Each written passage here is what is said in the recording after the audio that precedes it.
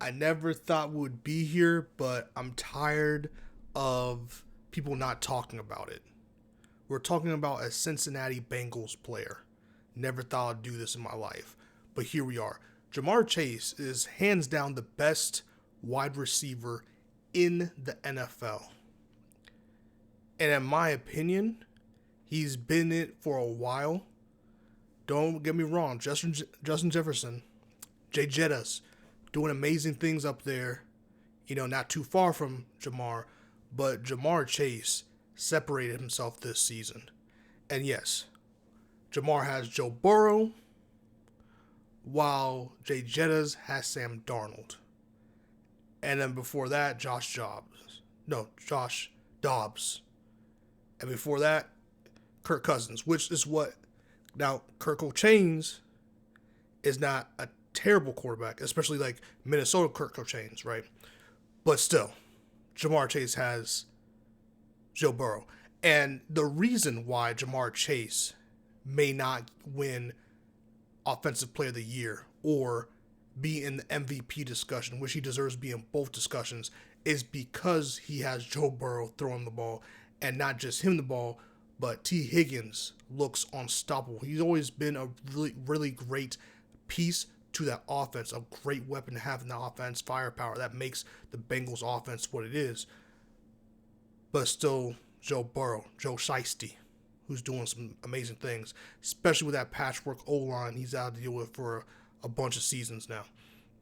So, say all that to say that Jamar Chase got and won the Triple Crown in receiving. And Triple Crown first in the three receiving categories, major categories. And the media is not talking about it. I really haven't seen much about it. Now, granted, the MVP debate gets a lot of clicks. You can go look at my channel. You can go see the clicks of MVP discussed based videos versus non NFL football related videos that has nothing to do with MVP talks per se, or at least that's not the main focus of the video, right? So obviously people really care about the video, or that, not the video, but the topic, which is why people are making video or making content or dedicating a lot of time to segments regarding the MVP talk. And while understand, and his most important regular season award out of all of them, because it's supposed to be able to be won by anybody, not just quarterbacks, but obviously, like I said in a previous video, quarterbacks touch the ball the most outside of their center in all football. So, of course, they're going to have the big numbers, and they're going to have the most demand over a game. So, it's hard for a quarterback to not win an award that can be won on offense, which is why it's so hard, right? And I saw to say Jamar Chase won the Triple Crown, and he didn't get any recognition. It doesn't feel like. It's impressive. It's very impressive. Just like Mike Evans getting, I think his 11th in a row 1,000-yard receiving season, I believe. Jerry Rice gave him props, and then that's pretty much what ended there. I mean, that's what stops games from growing, right? Leagues from growing is when you don't celebrate great achievements, right? Because the Triple Crown is not easy to get. It's really hard. It's really hard. And not only that, the consecutive seasons with 1,000-yard receiving is very difficult to do, especially with the quarterbacks that Mike Evans has had on that team. Now, granted, he's had Tom Brady, he's had Jameis Winston, he's had Baker Mayfield. All of them gunslingers. Tom Brady is Tom Brady, so that's a different category. But still, with Jameis, I'm going to throw a pick Winston. Mike Evans still made it work. When he had Mike Glennon, Mike Evans still made it work. He make it work with whoever. That's what makes him such a legendary receiver in my opinion. Mike Evans is a dominant receiver. Bringing it back to Jamar Chase. The reason why I made a video or want to make a video on this is that Jamar Chase is the best receiver in the league, and the Bengals messed up because they had an opportunity to pay him last season when he was demanding it, and they didn't. And now today's price is not yesterday's price. The price tag went all the way up. I mean, all the way up. I mean, your cap is going to be Joe Burrow, Jamar Chase. That's how bad it is. Not only that, you also have to pay T. Higgins. So at this point, you're either going to lose Jamar Chase or T. Higgins. Now, here's the thing. I think Jamar Chase is going to stay because obviously he loves Joe Burrow. He got the Triple Crown with Joe Burrow. There's no reason for him to go to another team unless he just cares about money and that's it. Because when it comes to winning, Joe Burrow is going to put you in the opportunity. Now, with that head coach and Zach Taylor and some of the things I've seen, I don't know. There are other teams that can use that can use Jamar Chase, and Jamar Chase will see more playoff success, in my opinion, because the AFC North is not easy, and Lamar Jackson is not going to go anywhere for a long time. So it's only a matter of time. I know what people think about the Browns. It's only a matter of time until they get a quarterback. They're really just excuse me.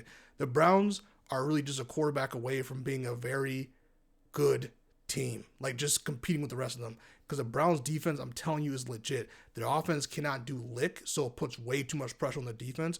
But when you have a competent offense, I'm telling you, the Browns defense is really freaking good, which is what keeps them in games despite having a terrible offense. And they have a good receiver in Jerry Jeudy. Is it Jerry Jeudy? I think it's Jerry Jeudy. Jerry Jeudy is the person I'm thinking of, yeah. So, on the Browns, who I think also had a 1,000-yard receiving season. If not, my bad. But he had a great season nonetheless. In fact, he had a great season with Deshaun Watson, whoever number 17. I'm sorry, I really forgot the other dude's name who's on their quarterback roster. And then Jameis Winston is amazing. Just despite all that, he's a great player. So, Jamar Chase should be highlighted. Like, this is Cincinnati. I don't know if Cincinnati is still considered a small market team. I'm assuming they are. I mean, obviously, compared to like LA, New York, Cincinnati, Ohio is a small market team. And what can help elevate small market teams, in my opinion, is when you give the players their due when they're due. And Jamar Chase is going to demand the most money receivers ever gotten, and it's not even close. I honestly believe Jamar Chase is better than Justin Jefferson by a decent margin. Not something crazy, but it's not super close. I really like Jamar Chase's intangibles. I really like how he runs routes. I really like his yaks, yard after catch. I really like his competitive edge. I really like his I mean, obviously he's played with Joe Burrow since they were in college at LSU, so he has this undeniable how the league let that happen to begin with, how they let them draft the both of them, I don't understand. But anyway, he has an undeniable chemistry, obviously, with Joe Burrow, and that really helps. And I'm telling you right now, man, Jamar Chase is going to be a problem for like Megatron problems. Obviously not the height, the build, but they're going to have to start double teaming dude. And if the Bengals lose T. Higgins in free agency and doesn't get a good receiver to replace him, Jamar Chase is going to see doubles, and it's going to be really hard because the O-line and the run game is not really good for Cincinnati. And we're going to see those offensive numbers for Cincinnati plummet into the toilet. That's how good Jamar Chase is, which is why I really want to put him somewhere like in the MVP discussion over Joe Burrow, because I just feel like you take Jamar Chase out of that offense. Yes, they have T. Higgins, but T. Higgins is not Jamar Chase. T. Higgins is not going to be in the offseason speaking Jamar Chase numbers because he'll be laughed out of the building. No disrespect.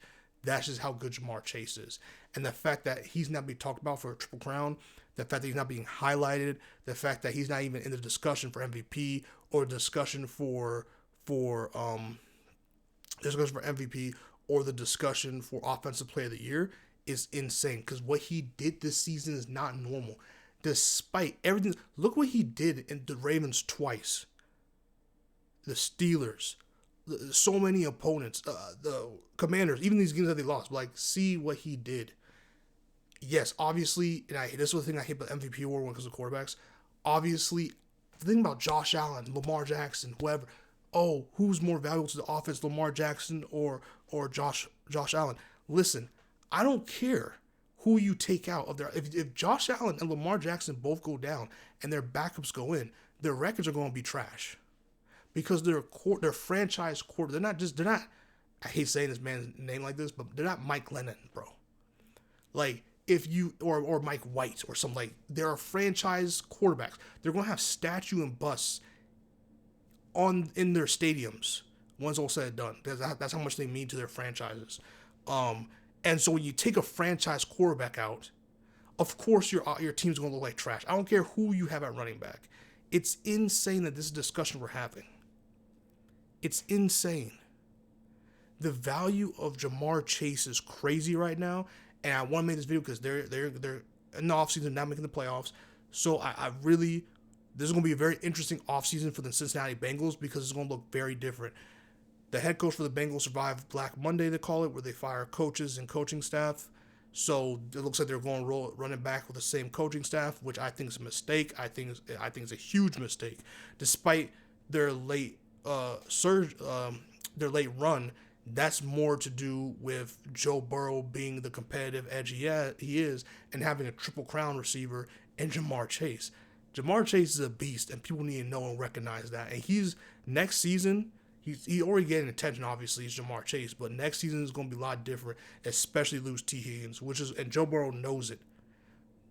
Despite, obviously, they're friends too, but Joe Burrow's like, yo, without T. Higgins, like, T. Higgins obviously does his own production and everything, but T. Higgins has a more important job.